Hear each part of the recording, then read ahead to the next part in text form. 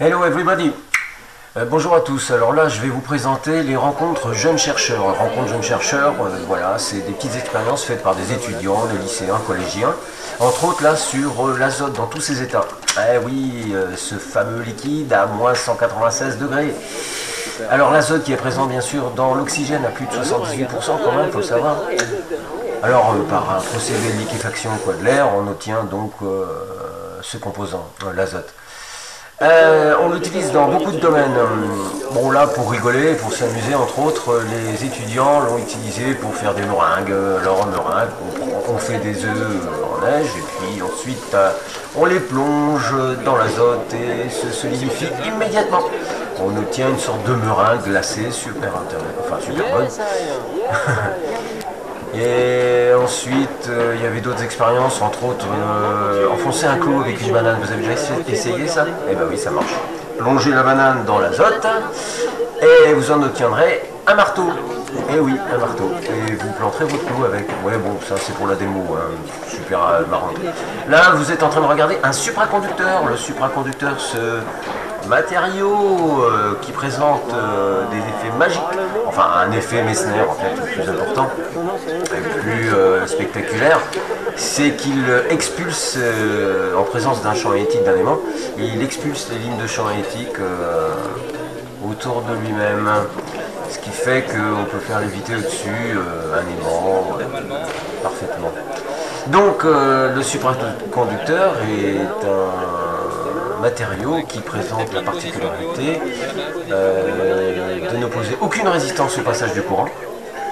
Et oui, c'était sa première recherche quand même, il y a maintenant plus d'un siècle. Et ensuite, on lui a découvert un autre effet, l'effet Messner, du nom de son découvreur, dans les années 30. Voilà, un diamagnétisme parfait. Oui.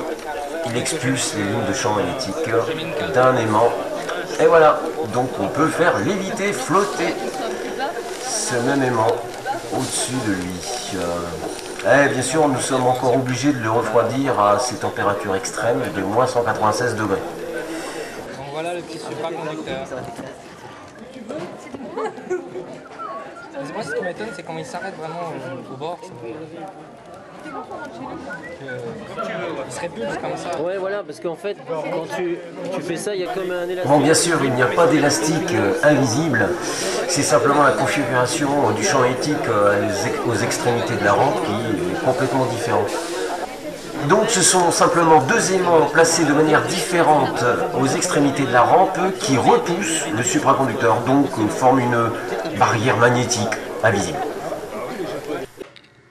Bien, un petit bonus pour la fin de ce petit reportage sur les expériences à la fac. Alors, on va faire du feu avec un briquet sans gaz. Vous allez dire, sans gaz, le briquet, il vaut plus rien. Oui, parce qu'effectivement, il n'y a plus que la pierre qui produit ces étincelles. Voilà, c'est tout. Donc, il n'y a plus de gaz. Alors, le contraire de koh c'est quoi? C'est quand on est chez soi, on ne peut pas faire de feu, on n'a plus d'allumettes, on n'a plus rien, le soleil s'est couché, ça y est, c'est fini. Eh bien non, c'est pas fini. On prend un petit morceau de coton, voilà, du coton, hein, très simple, hein, voilà. Et on va démonter, pour avoir accès, le briquet, là, cette petite capsule qui enveloppe là justement ce rouage qui appuie sur la pierre. Vous voyez, voilà, j'ai enlevé le morceau. Voilà. Voilà, on place un morceau de coton. On va légèrement envelopper le briquet et on y va.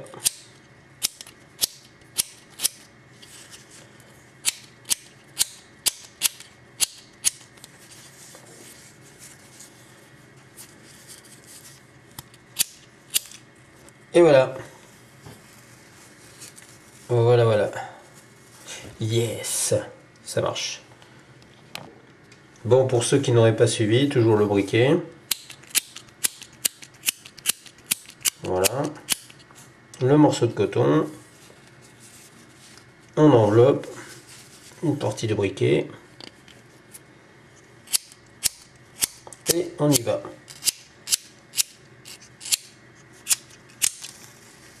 Et voilà.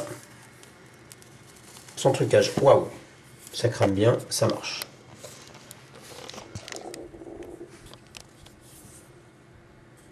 Voilà, c'est tout. À plus.